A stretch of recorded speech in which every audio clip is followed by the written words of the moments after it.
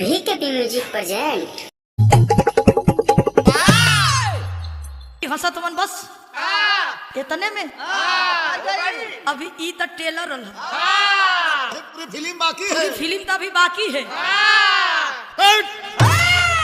ना सिंगार ना पतार लागो तारू जान मार मैडम ताहर गजरा कटोर देती होइनी बीमार मैं हरे करियवा तार ना पतार लागो तारू जान मार मैडम ताहर गजरा कटोर देती होइनी बीमार मैडम तो बोला कैसे तू बाबा जी नींबू कोरा पूजा भइल मैडम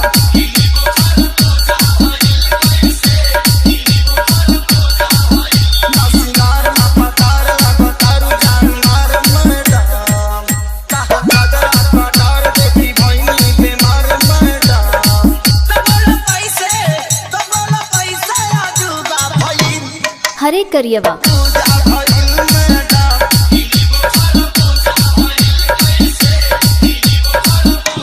रिंकू भैया एक गजल का लाइन लगल, अरे जरा ध्यान से सुनिएगा।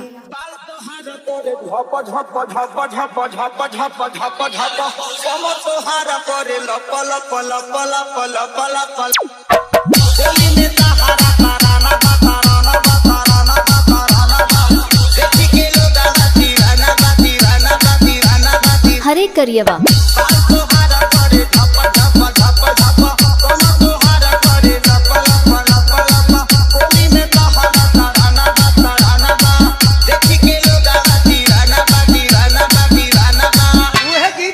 गीत के आप लोग सुननी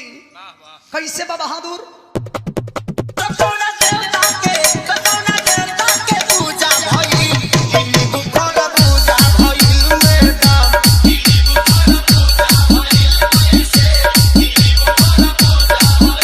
यही के बदल के गा दिल भैया बाह चला मास्टर तो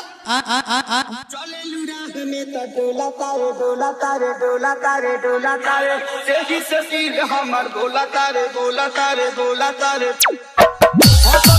हरा नूरानी बा नूरानी बा नूरानी बा नूरानी बा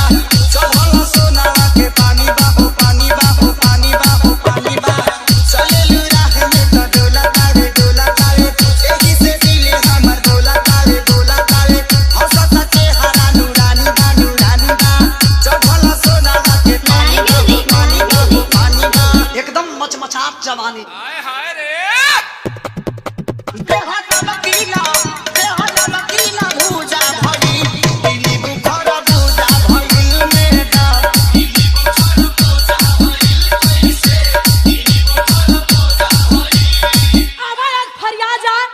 मानी न कृष्ण बेदरदी बेदरदी बेदरदी बेदरदी हो आजू लगाई दी हरदी हो हरदी हो हरदी हो हरदी हो पागल बना बनू जवानी में जवानी में जवानी में जवानी में ले जाई तो होके पलानी में पलानी में पलानी में पलानी में मानी न कृष्ण बेदरदी बेदरदी हो आजू लगाई दी हरदी हो हरदी हो पागल बना बनू जवानी में जवानी में ले जाई तो होके पलानी में पलानी में पलानी में तो जितना हम नकली रही उसे भी वजन पड़ गया यार। तो बोला कैसे तू बाबा जी नींबू खरा पूजा भइल मेरा ना सिंगार ना पतार लागो तारू जान मार मैडम ताहा कजरा कटार देखी भइनी बीमार मैडम तो बोला कैसे तू बाबा जी नींबू खरा पूजा भइल मेरा